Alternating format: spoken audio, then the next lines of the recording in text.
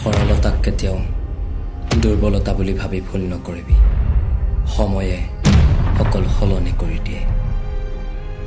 তই কৰা ভুলৰ বাবে আজি মোৰ জীৱন অন্ধকাৰ। তোৰ ভুলৰ শাস্তি পিছত নহয়,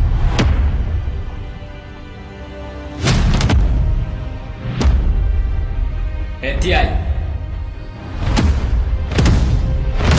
ইয়াৰ শাস্তি কেৱল